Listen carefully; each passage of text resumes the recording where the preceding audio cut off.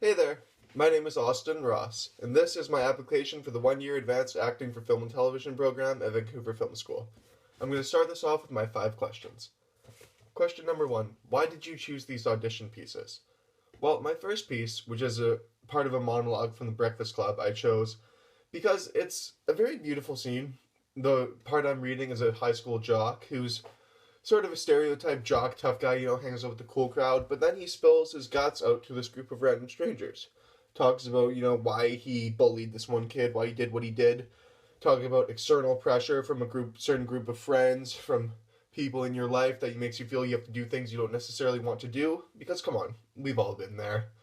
And I just like this scene because it shows that we're all not so different. We all want the same things. We all want self respect and self identification. And this is a beautiful scene for showing that. And my second scene is a scene from the TV show Rush, which I actually shot here in Vancouver. I'm sure you guys know that. And I like this scene a lot because it allows me to let my fun side come out more. Because I like to do very serious and emotional scenes, don't get me wrong, but I love those fun scenes. You can play with style, with sort of swagger, walk into the scene, do it, and just go with the flow of it. I enjoy these kind of characters a lot. And so that's why I enjoyed playing Rush, because it's a very dynamic character. Question number 2: how long have you wanted to act? Honestly, my entire life. I mean, I know that's sort of a typical thing to say, but it's true. As far back as I can remember, when I was a little kid, doing plays in elementary school, to doing plays in high school, to graduating high school, wanting to pursue acting as a career. Just always something I've wanted to do. Question number 3: who inspired you to have an acting career? I cannot specify who inspired me to have an acting career because my inspiration to have an acting career never came from anybody in particular. It's just always something I've wanted to do ever since I was younger, ever my entire life. It's just I've always enjoyed acting. I've always loved going into character, performing. I like to perform to make people happy, to make myself happy. And it's just something I enjoy. It's something I love to do, and it's something I've always wanted to do. And so I figure if I love doing it, why not try and make a career out of it, right? Question number 4: what are my strengths and weaknesses as an actor? Well, for me, I would say some of my strengths would be that I am charming, I can be energetic, I have a good range, I can play down here, I can play up here, I can play in the middle. Either way, I can play that. I enjoy it. I like mixing it up. I can be confident on camera and on set. I I trust myself much more than I give myself credit for, which is something that I've improved a lot lately. My weaknesses are my pronunciation. Because I'm from a small town on the west coast of Canada, I've picked up a certain speech pattern where I tend to roll all my words together. Say, for example, a sentence. Sometimes I'll say it sounds like one word just because I sort of roll my words together. So I need to work on crisping up each individual word. And my stillness is something I need to work on. I have gotten a lot better on it, but sometimes I have problems standing still on camera, so this is something I need to work on, something I plan to work on. Last but not least, if I couldn't be an actor, what would I be? Honestly, I don't want to be anything else. Acting is what I love to do. It's what I it's the only career option I see suitable for myself. I wouldn't want to be anything else other than an actor, but if it came down to it, I would be a writer because I love to write my own screenplays as well. I love creating characters, creating story, and just I enjoy the arts. It's something I love to do and it's something I want to do for the rest of my life. All right, here's the rest of my audition. Thank you very much. You guys know what I did to get in here? I taped Larry Lester's buttons together. You know?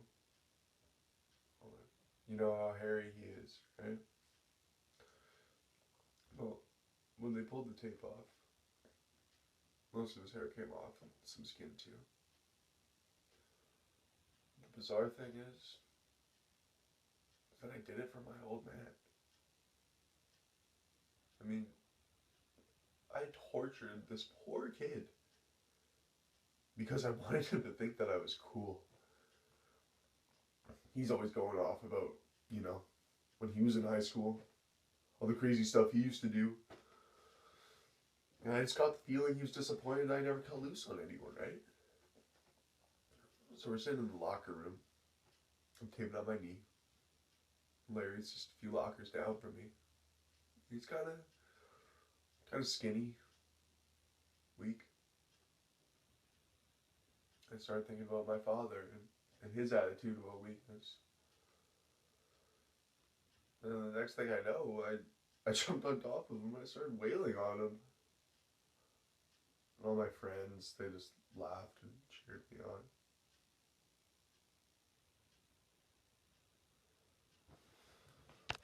Yo, McDreamy. Alright, serious talk here, buddy. I think this girl's had a coronary incident of some sort. Her heartbeat is febrile. She's disoriented. If I were you, I'd keep her overnight for observation. It's possible she's had a heart attack. And how would you know that? Okay, we'll do better. Thank you. See you tomorrow. Tomorrow? Yeah, tomorrow. Elliot's birthday. Remember? Yeah, he's my son, Rush. I just didn't think he'd remember. He's my godson. You really think I forget his birthday? Besides, Eve reminds me of all that shit. Puts in my calendar. Listen, I wouldn't know how to tie his shoe without a detailed email from his assistant. But I can form an appendectomy with my eyes closed, can't I? You're no slouch yourself, hotshot. Did he tell you that he graduated second in his class at Harvard? He did not. Yeah, well, you know what they say. Second place is the first loser. Now, if you'll excuse me for 1 second. Well, I did you.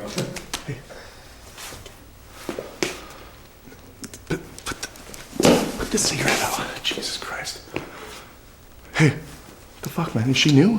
When she get hired? I mean, you're supposed to fucking keep me apprised of all the new talent here at the hospital. You're my inside guy. How am I supposed to fucking carry on with my life without knowing who the hell is working here? I mean, I'm not sure anything. How much blow have you done? Please, save me the moralizing, doctor. I just saved this girl's life. Now, if you'll excuse me. Keep an eye on this one. She's kind of a